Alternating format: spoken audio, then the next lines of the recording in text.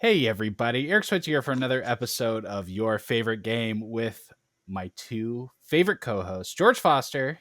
Ah, Was that worth it? yeah, my back hurts, but that's totally worth it. There's a little And tease. the gamer's Editor-in-Chief Stacey Henley. Hello. That vagueness from George will make sense when we get into the show. Sure, maybe. It is spooky season or thereabouts. I think you're probably celebrating this weekend still. Last week, we dabbled in spooky season with our episode about your favorite game with flashlights. This week, we're double fisting spooky with a episode all about your favorite game with jump scares. Lucky spooky is all I'll say. This is interesting. We've done topics that are things people really hate, conventions and video games people hate. Yeah. This is one that people hate, but not. I think people that hate jump scares don't hate them because of video games. They hate jump scares from movies. Yeah, I think it transcends just games. Like, no one hates water levels in movies. Do you know what I mean? Right. Like, jump scares is more universal than that. And I think also just it's the most obvious scary thing without getting into like a phobia, without being like, oh, I'm scared of spiders, I'm scared of clowns. It's the most obvious, this is something scary happening. And I think a lot of people just have an aversion to horror. Yes, true. I will, right off the bat, be a snob about it before I reveal all the games that have great jump scares that I love. It is a quite lowbrow. I think horror is interesting when it is atmospheric, when it's tonal, when you are afraid of something, and a jump scare is a cheap tactic. It's a manipulation, right? It's not really scary. It's a attack on your nervous system. Yeah, I see what you mean, but I think sometimes horror movies or horror products, I guess, they are going for cheap thrills. You know, I do get that sometimes it is a little bit cheap and corny, but at the same time, it's like going on a roller coaster and saying, "Oh, it's only going fast, so people scream." Like that was literally going to be my point. That was going to be my point. It is a roller coaster. It can be used badly and overused by a lot of games, but I think games that use jump scares really effectively, things that use jump scares really effectively work. I really didn't like Skinamarink because I felt it was just kind of quiet, really loud noise, and that was supposed to be cinematic genius.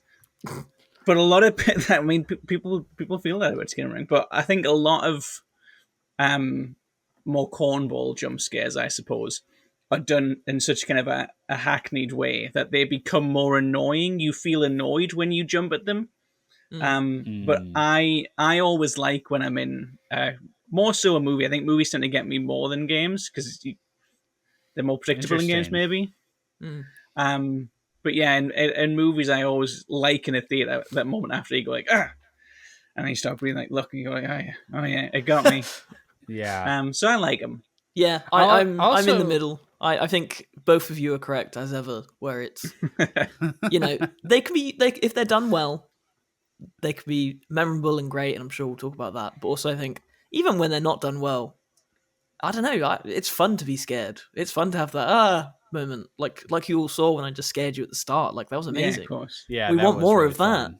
If I'd done it like really psychologically, like I pretended to be frozen, you would have got bored. You know what? You had an elevated horror jump scare by getting out from under your desk. I was annoyed when you did it, and the more I think about it, it was a lot of fun. Thank you. That's what I'm all about. I also think video games get away with a jump scare more for reasons we'll probably get into. I think they tend to be more effective than in a movie where it is a lot more predictable. But boy, I sure have a lot of examples this time. We usually go through, 10 or 15 other examples beyond our favorites, but I have so many I want to talk about. So I think we'll start with George this week. George, what's your favorite game with jump scares. My favorite game with jump scares is Batman Arkham Knight.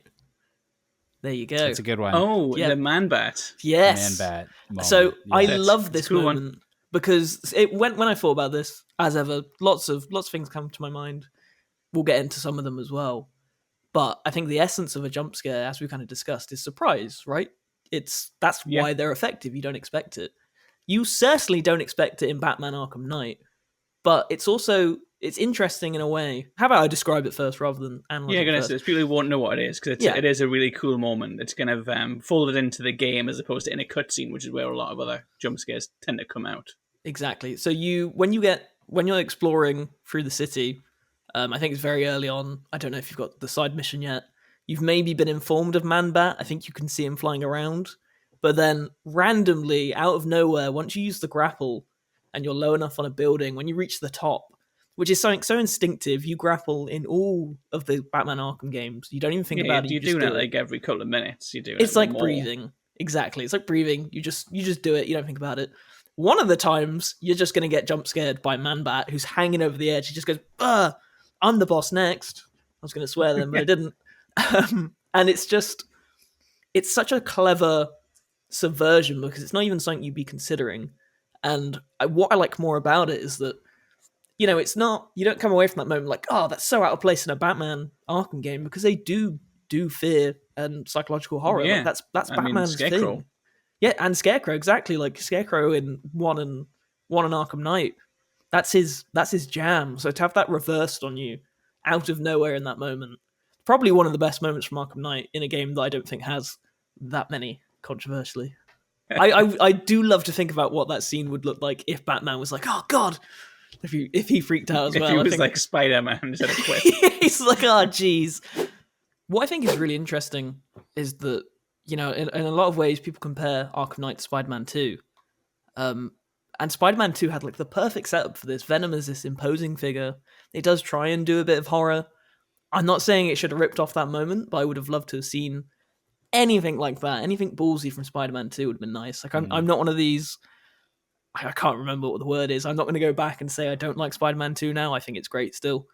But when you think about what Batman Arkham Knight, a game I don't like that much, did well, and what Spider-Man 2 could have done, I think it would have been cool. I think Spider-Man's always struggled with its bosses. Anyway, Spider-Man's obviously got this excellent rogues gallery, probably the best rogues gallery in comics, rivaled only really by Batman.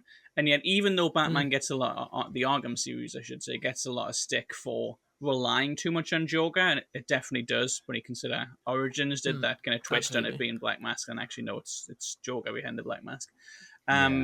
I think the way it uses villains in the overworld is really interesting compared to how Spider-Man does it. And it's probably a bigger failing of Spider-Man 2, because Spider-Man 1 kind of rushes the Sinister Six at the end, but you still have quite a few boss moments laced throughout the game. Spider-Man 2 is a lot more focused on Miles has to do a test paper or something. Something that would take him 2 hours in real life. But also, like, obviously the Venom storyline and Peter's storyline. So I think Batman has always been better at integrating the overall bosses into the world, which I think makes it a more interesting use, I guess, of the characters, and allows it to do these jump scares in this really creative way, because they are folded into the world more naturally. They're not kind of go to the rooftop, enter this building, okay, now we're going to do the Carnage missions. Like they come across more naturally in Batman, even though there's still a lot of those moments. They feel a little bit more active in the world. I'm having a vague memory of another one that I think is from Arkham City. Is there something about a shark? Yes. Is there a jump scare with a shark? There is. It's in like a flooded museum or something? So it's the Penguin's Iceberg Lounge. When you unlock the grenade, I don't know why I'm imitating grenade. You know what a grenade is, but you get like a path on the jump water. Scare was. You still imitated that. Well, whatever. So at one point, a shark comes up and like does something. It's when you're like pulling a raft, and again, I'm imitating pulling a raft. I don't know what's wrong with me today, but I should actually. You know what? That's reminded me of another one from Batman. The Killer Croc boss battle in Asylum. That was incredible. Yeah. That was so cool. I think my least favorite thing in the Batman Arkham series is going. No, sorry. I love Killer Croc, and if you die to him, his scene where he like actually like jump scares the camera. That's ingrained in my memory. That's something I'm terrified of forever. So that counts. That's my runner up. It's all Batman, baby. Yeah, maybe the only non-horror game we'll talk about, right? That has jump scares in it, but all pretty effective. Batman's always, I think, should have a little bit of horror. Yeah, definitely. A tinge of horror. Good choice. I definitely have that on my list. Good choice for once. I didn't mean it like that. Okay. Okay, Stacey, what is your favorite game with jump scares? So I actually did go down the old psychological horror jump scare route, because I have gone for I don't know, probably I would say also not a horror game, but maybe it is. I went for Immortality.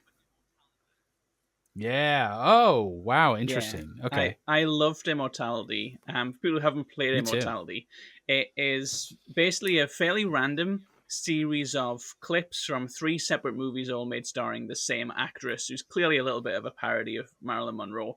And as you go through the game, all you're really doing is kind of piecing together what happened, because some of them are clips from the movie, some of them are clips from like rehearsals or behind the scenes, and you're trying to unravel the mystery of where these movies went, what happened behind the scenes, what's the overall story. You kind of, out of curiosity, you want to know what happens in the movies, but that's not really the game. The game is what happened outside of the movies. And it's fairly normal at first, right? Like, you clip different clips and you put in the story together, and you kind of don't really get what the fuss is about, or what the game is, or what the concept is. And then the controller vibrates, and you think, oh, that's weird, I must have missed something. So you rewind the scene, and as you rewind the scene, the actress that you've been watching the whole time isn't there anymore. It's a completely different actress. Everything plays out as normal, and you kind of wonder what is going on here. You know, what has happened? Why is this happening? It's not really like a jump scare and that you rewind it and you go, the way you do with Man-Bat. It's more a kind of, I don't know, I guess frightening kind of jump scare. You kind of feel It's so disorienting. Yeah. It's psychological. It is more psychological. And not to kind of spoil the game for people who want to play, because I do think everyone should go and play. It's a completely unique type of video game. As you go through, you see that the reason why things, I guess, went wrong, why things started going missing, what were some of the more sinister elements of the story behind Immortality is all linked to this other woman that we see, and some other creatures who kind of invade the story and invade our world, angels and demons style. And the first time you see it, it's just quite off-putting. I felt weirdly uncomfortable about it. Like, I don't really have a very there's not a lot of things in games that put me off. I don't really mind go. I really hate phobia modes. I think they're silly, if I'm honest. So there's not a lot. People sometimes play games like, oh, I had to put the controller down. I was like, it's not real. The alien's not real, okay? You didn't really get eaten by the xenomorph. Just calm down. I don't really feel that way about games when people say they were so scary. And yet with Immortality, I just felt quite, oh, I need to put the light on kind of thing. Do you ever do like the you have to pause because you're scared thing? Not really, no. Like wow. Yeah, that's me. Like when I get like a big jump scare, I'll like jump and be scared, because that's what a jump scare is. I'll react. I might kind of pause and go, whew. But I never I don't have to take a break or anything. I have never been. No. More like a momentary, like, oh, geez. Maybe a little, but not particularly. There's no indication in Immortality that there is a supernatural or metaphysical element to it until it literally happens. Yeah, you have to experience it. And so it is so it is like so disorienting.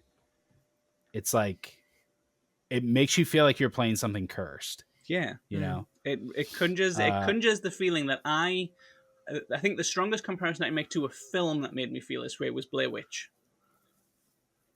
It's that kind of unease. Yeah. And it's so cool as if you think about it as a piece that's sort of in conversation with his other Yes, games, it's a Sam Barlow game. Yeah, it's a Sam Barlow game, and you are playing detective, right? You're like going through this footage and putting the pieces together, and the first time that it gets weird, it goes from like I'm a detective and my job is to look at this footage to I don't think I should be looking at this. Yeah. Yeah. Great game, really cool. I've never played it, but now honestly that has sold me. It's a really hard one because you do want people to go in, I think, knowing as little as possible. But I think if you tell people, unless they're familiar with Sam Barlow, unless like you just say, oh yeah, you watch like random movie clips, you click on a table and it takes you another clip with a table.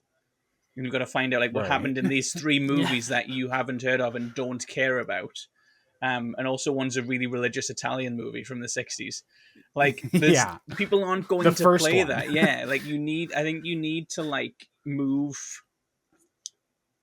Sometimes I think you need to move people's expectations from, go in blind, because people just won't go in and say, okay, here's kind of a taste of what it's like. I think I had a 3rd on my Game of the Year list for 2022. But I probably regret that. I think if I was making what I feel are the best games of this decade, without a doubt, it would be on my list. Immortality. I think it's so unique. Yeah. It's so vibrant in what it does. I feel the same last year about I had Slay the Princess 6th or 7th, and I think that's kind of another thing where I think I probably would have had it a little bit higher because it left me with the same feeling as Immortality. Yeah, and I just think it's one of those games that, if it resonates with you, I think it'll resonate quite a bit. But I understand people who don't get it. Yeah, weirdly, those two have a lot in common in a way I haven't really thought about before.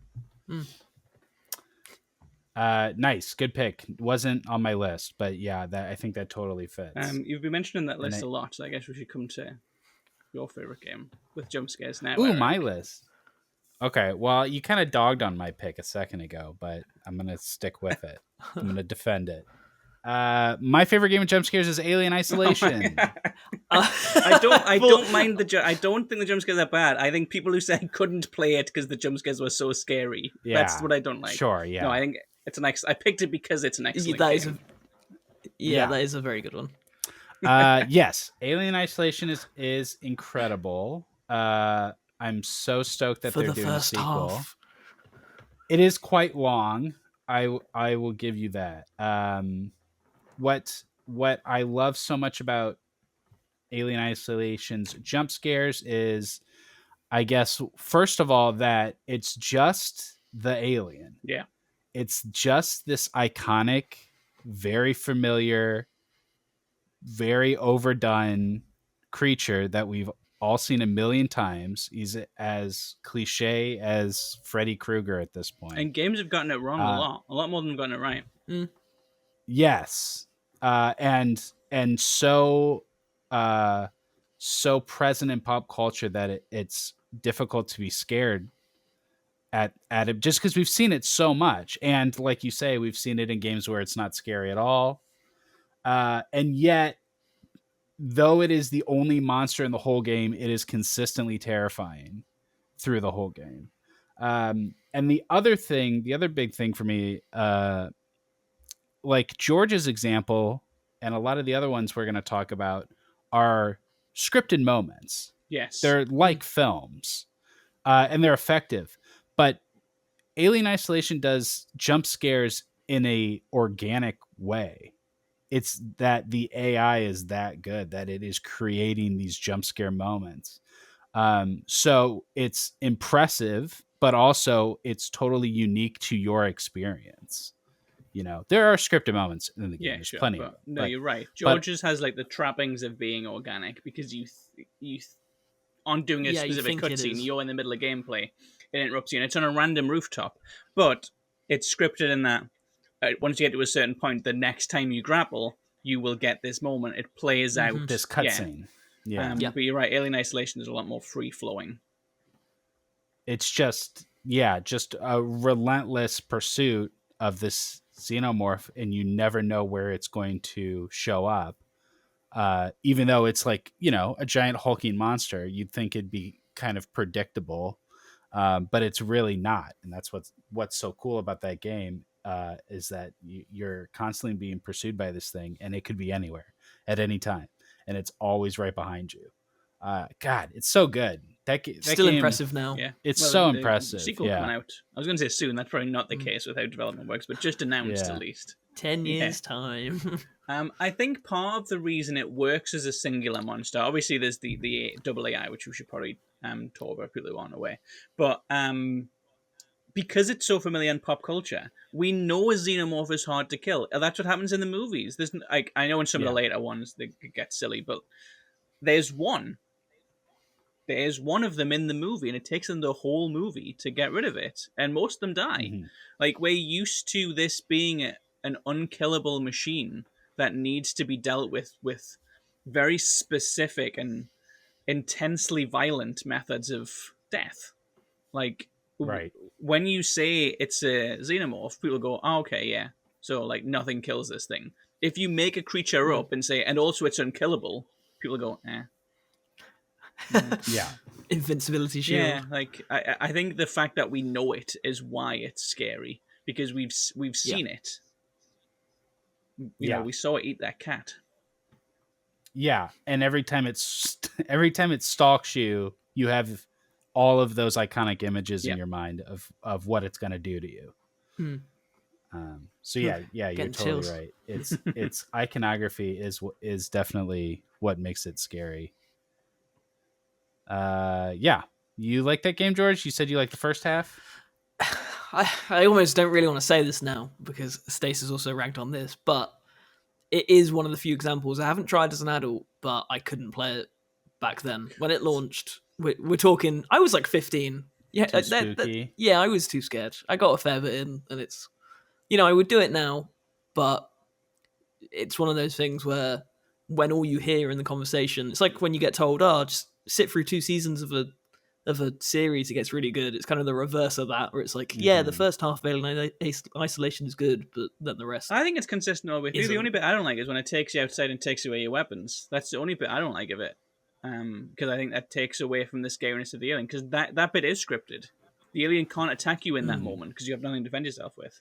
The bit where you go outside, you're supposed to feel really vulnerable because you do a spade. You have to like leave the what's it called? Not fire extinguisher. The opposite of a fire. Flamethrower, thank you.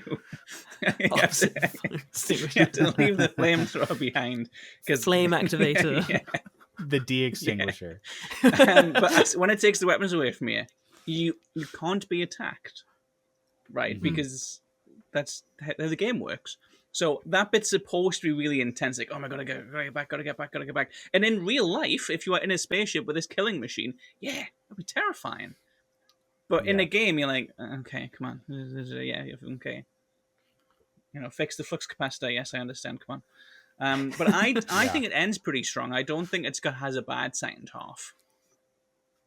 I will get to it. I'm sure they'll remaster it for one. I don't think it needs one, but I'm sure when the sequel's nearly here, we're back in conversation. I'll say, fine, it's time. What you need to do is play it on the Xbox One, so you can play it with the original Kinect controls. Thank you very much. Oh, God. I want to say it's on Game Pass, or it was recently. Seems like anything that would be. I'm certain I have a copy around anyway. They put it on iPhone last year. Yeah, they did, yeah. It was on iPad. In the toilets, no one can hear you scream. Nice. Okay, it was a hard choice between that and Alan Wake 2. Oh, yeah. Which I also said last week, I think. Are they just the jump scares you mean, like the flashing ones constantly? Yes, people hate They those. are good. No, I really like them. That scares the bejesus. I remember a lot of people hated those. I wrote something about them defending it. Because I think this is going to sound so fart smelly, but I think the way that Alan Wake 2 does its jump scares in such a relentless way feels like a sort of deconstruction of the jump scare. Because do you smell that, Stace? the way jump scares work, the way we understand the language of a jump scare is that you have this build up and then an explosion and a release. Mm. And Alan Wake doesn't do that. It is just scream at your face, scream at your face, scream at your face, and until like you expect it every second. You expect you're always about to get screamed at. There's parts of that game where it's like 5 seconds apart, and it becomes like a weird companion character. Like it just becomes so ingrained in the experience that I think it makes you think about jump scares in a different way, and I think it's really cool. I think you're constantly tense in that game. Yeah, I'm gonna say I think there's a lot of Alan Wake that does make you think about things a different way. Maybe it was the way I played it. Maybe it's because I'm kind of I don't get scared by video games. I don't know. But I found Alan Wake more effective when it was like chilling, I guess. There was moments when you're around like the haunted fairground. You just have the flashlight and you kind of see flashes of things. Or you go in somewhere and there's the deer horns everywhere.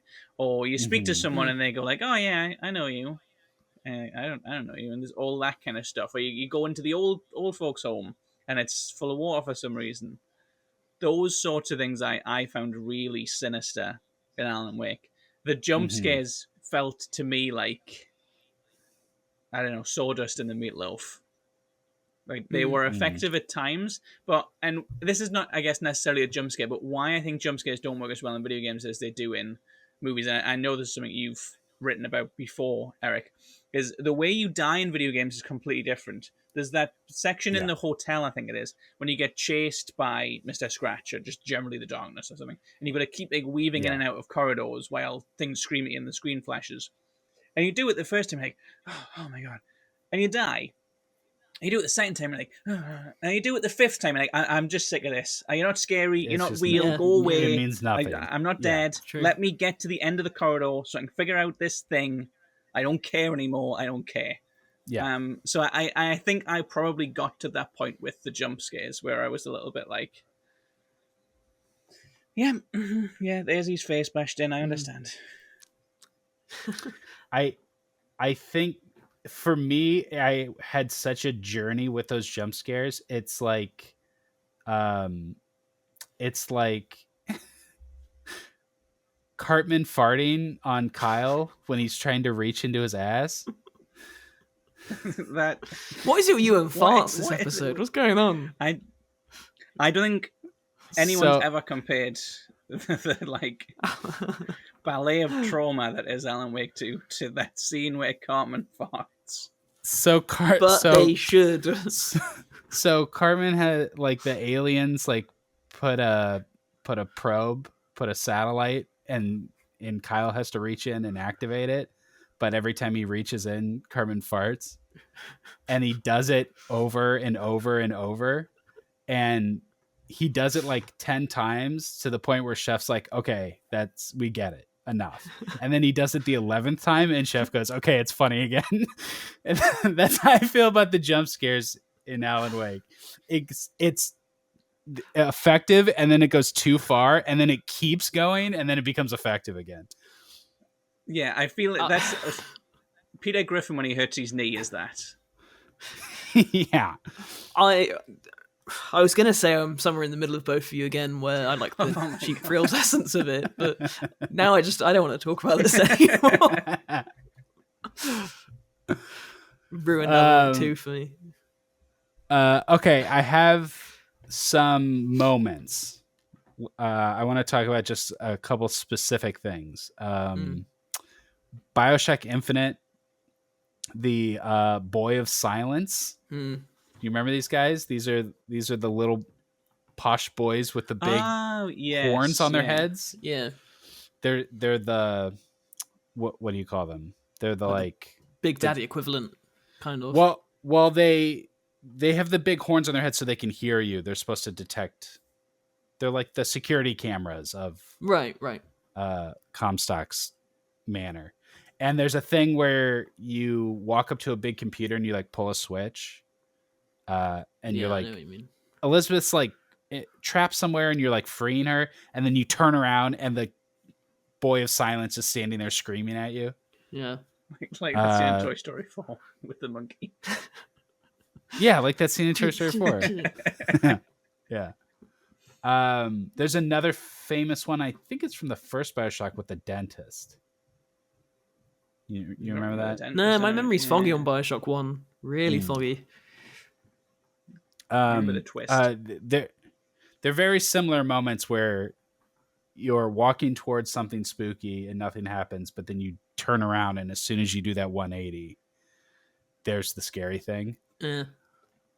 Another good example of that is in Layers of Fear. Yes, where the baby runs into the thing. I like Layers of Fear. Good. There's a few good ones. The one I wanted to highlight was you walk into the study and there's a fireplace and rats start running into the fire. And then you go up to the fire and there's an arm coming out, like a severed arm in the fire. And then when you turn around, all the books in the study have formed into a monster. And then for like a split second, it's just like a big hulking book monster. And then all the books fly at you at the same time. I like that one a lot. I really like Layers of Fear. It had cool moments. Yeah. There's other good ones in there. So many more. Let's talk about some Resident Evil ones. I think the quintessential one is Dog Through the Window. Yeah. And then Silent Hill's got a dog one as well. Dog Through the Window is fun because you get Dog Through the Window a bunch of times, and then that in that game you're like going in circles through the same places a lot, and eventually it stops. No more dogs through the window because you're just going through the same hallways over and over, and then like the 10th time you go down the same hallway, another dog through the window. It's like South Park. And then 3 did Nemesis coming through the window. Quite an escalation. Yeah, and then they'd said when they remade 3 that it was going to be like, oh, and he'll invade the safe rooms, and then like, no, he won't invade the safe rooms. We were just kind of lying about that. There was like one that was like super scripted. Like one time it The Last of Us has those as well. Those scripted moments. The Last of Us Part 2 is one. The desk, and then is it a clicker behind you? Is it a bloater? No, it's like a group of Or is it one of the wolves? The WLF peoples. Yeah, a whole bunch of them come in, and I've seen people like set up traps for them and just overkill, and I think that's great. That's in the second one. Yeah, that scared the crap out of me. Yeah, that's a good one. I like that. I like that moment a lot. My favorite Resident Evil jump scares are in 7 though. Yeah, 7's probably so good. the I guess jumpiest game. I don't think it's the best. Yeah. I think it's the scariest probably. I think Jack is a constant presence in the same way that Mr. X was really good. I think doing it in first person with a more scary figure. Jack is scarier than Mr. X because he's a person. Yeah. I think Mia is the scariest character in 7. Yeah, Mia's scary too, especially in the intro. My favorite one in 7 is when you have to go down into the basement and you're going down the stairs and it's just pitch black. You're just walking into nothing and something bad is down there. And what they do is they just have Mia very slowly crawling up the stairs towards you. And it's not like a big shock moment where she's like in your face screaming. It's just like you see that arm come out of the darkness grabbing the steps. Oh, it's so good. Yeah. My favorite from Resident Evil 7, that intro is like such a showcase game. I think that's the game I show people. I'm like, you want to be scared for half an hour? Let's do this. Yeah. It's the bit where you're going into the house for the first time and you're going through the water. The house is a little flooded and then just a head pops up. And I remember that's the first, obviously something bad's happening, but that's like your first proper clue. That reminds me of the jump scare in Jaws, which is one of my favorite jump scares in movies, when they just see the eyeball pop in the water. Ooh. No, neither of you know that bit in Jaws. Yeah. When George is lying. I haven't seen every film. I've seen Jaws. It's one with the like dinosaur thing that invades Tokyo, right? Yeah, I love those jump scares when like something is going to happen. You're aware that it's just going to be like some weird, freaky thing that's going to be over in a second. And then it happens, and it is over in a second, and it still scares you. I think those are the ones where you're like, you feel like the movie or the game has gotten you, and that usually feels quite good. That's what I like about a jump scare, when it's like, well done. Yeah. Touche. Yeah. The roller coaster effect. Yeah. The roller coaster effect. That's what it is. Dead Space 2 Yes. intro. Dead Space all over. Very, very good. Isaac is in like the space asylum, and he's got a buddy, and then that buddy just gets like torn in half immediately. Yeah, Dead Space in general. There's a bit, I think it's in Dead Space 2 when it's like the sun and the moon, like big mobile things come swinging at you. I can't remember what that bit is. I think that's 2, yeah. I think Dead Space for me, it came to mind as like, if we were talking about my favorite game that's the scariest game, Dead Space would be number 1 for me. But in terms of jump scares in the first game, because I only played the remake, I was again too scared to do the others originally. I can't think of too many memorable ones in the first, other than just an overwhelming sense of dread always. The bit on the subway, I think, is a jack. It's been a while since I played, 'cause I didn't play the remake, but I think that is not a subway, it's on the spaceship. I mean, like the train thing, space subway. Yeah. When you first see the crab-like thing like comes through the window, I remember that being quite jumpy, but I haven't played it since I played the original. The other game that was almost my pick was Phasmophobia. Yeah, they build on jump scares. It's just a jump scare simulator, right? But the social aspect of it is what makes it so unique.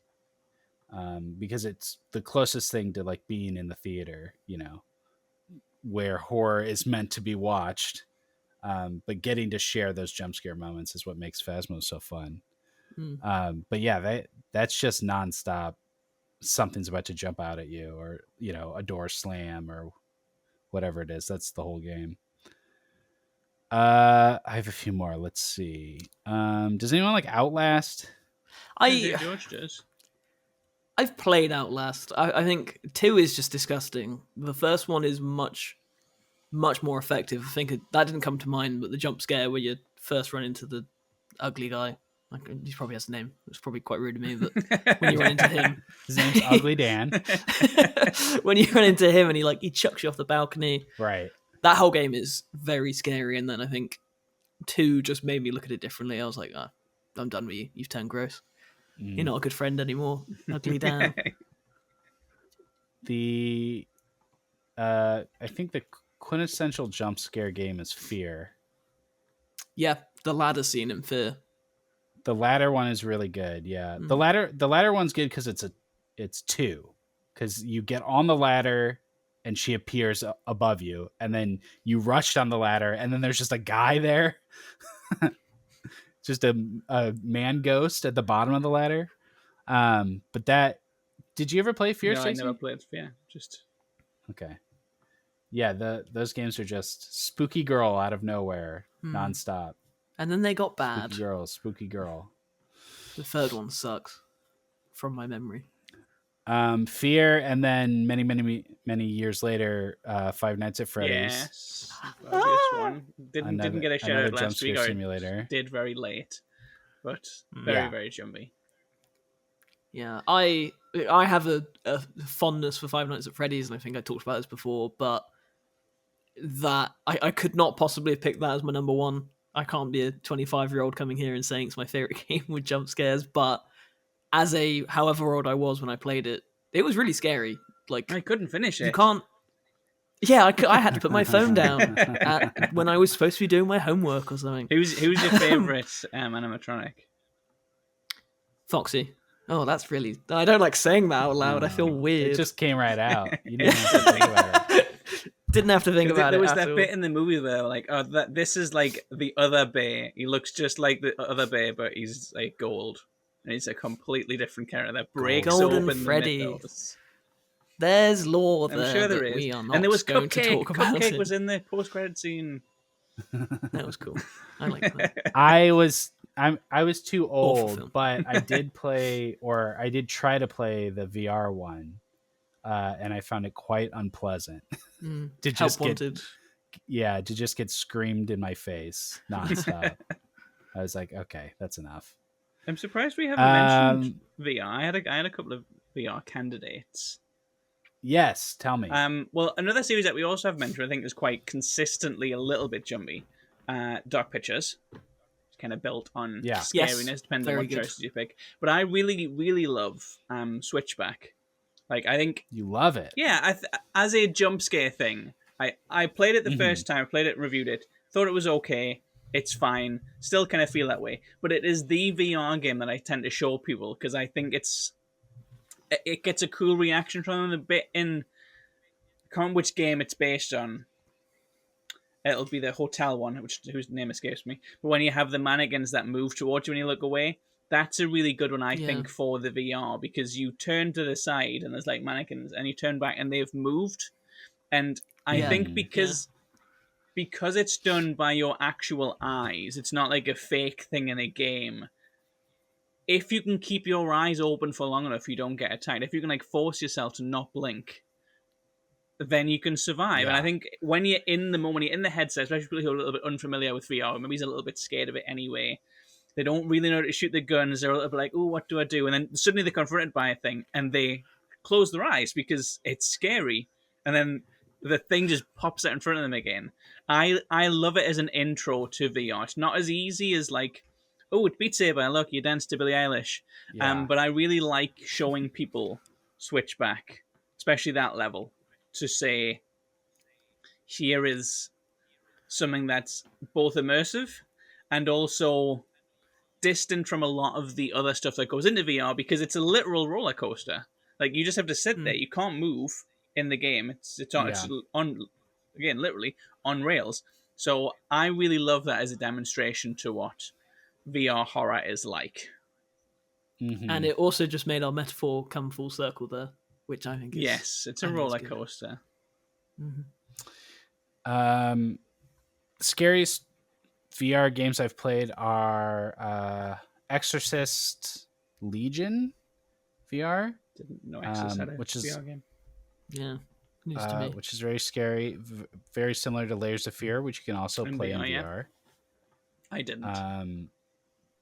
And Wraith the Oblivion, which is a very Outlast style, go hide in a locker while this big thing stalks you around. Not as many jump scares in that, but super scary. Okay, nobody's played this but me, but I guess we're gonna have one of these in every episode, which is Vampire Masquerade Bloodlines. No. Okay. I have played a bit of that. The Ocean House Hotel. The Ocean House Hotel is a pretty infamous level from that game. That game is not a horror game, despite being about vampires. It's really, it's a Deus Ex.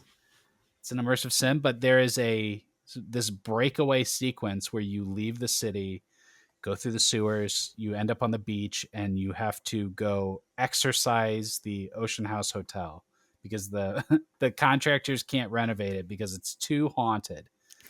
And it is a totally linear level that was built by the designers to be a haunted house sequence. And it is so scary. It does all the classic ghost tropes of light bulbs exploding, doors slamming. You're sort of unpacking the story about this guy that killed his whole family there and then set it on fire. So it's got kind of a shining thing going on. And the wife, the ghost of the wife, appears screaming, walking down hallways in front of you. It's such a cool, it's a haunted house experience in the middle of this immersive sim game. I like that one a lot. Okay, a couple more. The Autopsy from the beginning of Evil Within, where the dude comes back to life. Yeah, that's a good one. I love Evil Within. There's a Dread X game I quite like called The Mortuary Assistant. I've heard you talk about that before. I haven't played it. You played it? I like the sound of Dread X from how you've described it, and I just keep forgetting to actually play it. Yeah. Mortuary Assistant is very cool. It's pretty much what it sounds like. You're doing autopsies, but there's ghosts. It's lots of jump scares. That one's scary. PT. PT, We have to touch yeah, on PT. PT was on mine. PT. Greatest game that anyone's ever played. It's 20 minutes long. It's not a game. It's amazing. It is amazing. It is scary, though. I think the if ghost your is favorite called game Lisa. is PT, it's like Lisa. saying that your favorite movie is the extras from The Office. It is not a video game in any way, shape, Good or form. extras, though. The trailer Probably. for The Lord of the Rings. I always find it Yeah. weird that she pees on you. That unnerves me. That's just like a weird extra detail. Like also the uncertainty of like what actually happens to you. I'm pretty sure you get your neck broken, right? Yes. And then peed on. I don't know. I think just seeing her floating in the hallway is so creepy. And when you see like, because she's found everywhere. Like if you, it's like Where's Wally, but with a piss obsessed ghost.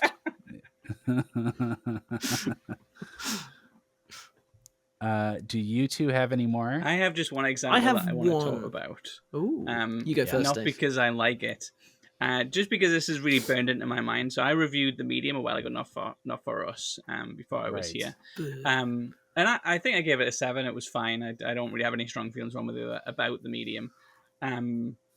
Possibly would give it a 6 if I did it today. That doesn't matter. Point is, in the review guide, they were like, "There's no jump scares." This was repeated several times. There's no jump scares in the game. It's all a psychological horror. It's all about the journey of trauma. It's not a scary game in that sense. And there's a really big jump scare in it. And I just remember being so annoyed because, like I said before, sometimes you go, you got me. And I just remember thinking, but you said there wasn't any. You lied to me. You specifically said there's. I don't care. Why did you say there wasn't? If you're going to put. It's like you cut through one of like the skin doors, which is another thing that they've ripped off from other horror games. And this thing like screams at this, jumps at you, grabs you forward and screams at you, and it switches to a first person camera. And I just think, in what sense is that not a jump scare? Like you didn't need, but they got you. They got you. They didn't need to say there's no jump scares in this. They could have just said it's mostly focused on psychological horror rather than like, boo. I get it. Right. I understood the point the game was trying to do. Is that you don't have like guns and stuff. It's a different kind of game. It's fine, but don't say there's no jump scares and put a jump scare in. No, irritating. You can't act like mine you're is too along good those for jump lines. scares when you have jump scares. Mine is memorable, but like I don't know if I like it. So Dead Rising 2, they did a remade version of it. Have we done a show where Dead Rising being mentioned? I haven't done it in a while. But you mentioned it for Flashlights, which was last week. Whatever. Anyway, so Dead Rising 2 off the record is like a remix version of 2 where you play as Frank West. And one of the features they added that's like really minor, so there's a lot of changes, but they've added zombies that jump scare you. So you'll walk past a dead body that's just there, or you'll go into the toilets and it'll jump out at you. And I hated them when I first played it, because I was obviously a lot younger. They scared the crap out of me. But I've been replaying it recently, and I think it's a really clever thing to do for Dead Rising, a game that's all about, you learn it back to front. If you're sad, like me, you learn it back to front. You know the fastest route. You know what you should be doing. No, but it does encourage that. Maybe not so much the remake, but the originals did encourage that with the timer and the kind of, not permadeath, but relatively permadeath states that it had. Yeah, exactly. So you don't want to... And Dead Rising 2's easier than 1 and whatever, but I just remember when I replayed it recently, that sort of effect whenever you walk past any dead body, of which there are, of course, hundreds and thousands, the thought of, should I kill this thing before it gets back up to get me? Like, do I want to be scared or not? And just that constant thought, I just think that's really clever. And I didn't understand that back then. I was like, why are you trying to scare me? As a 12-year-old, what's wrong with you? And now I'm like, actually, it's good. What's a journey? Just a little the baby. Last one I wanted to mention. You got me. I think I have talked about this game on this show, but it's from this year. It Still Wakes the Deep. Yeah, we've done I haven't played that. I actually don't think we have talked about it in this show before. Okay. Lovecraftian first-person horror game from this year. It's pretty good. I liked it a lot. But my favorite jump scare in the game The game it takes place on a offshore oil rig. They have drilled into something ancient and forbidden, and most of the game is sort of traveling around this oil rig looking for your coworkers and discovering that they've been transformed in horrific ways. And so you do that frequently. There's 3 or 4 of them, and so you kind of get the rhythm of it. And but the last one is so hilariously mutated. Like, you know you're going to see a freaky dude. He's lurking around, he's making sounds. You're just waiting to see. You've seen a bunch of freaky dudes at this point, and you're like, what's this freaky guy going to be? And when you see him, he is so beyond the pale. He is so outrageously mutated that I couldn't help but laugh and be terrified. So I think that one is really strong. But I think that's all I got. If that's all you guys got, we can wrap it up. Yeah, we did have a lot this week. I am thoroughly scared. Yeah.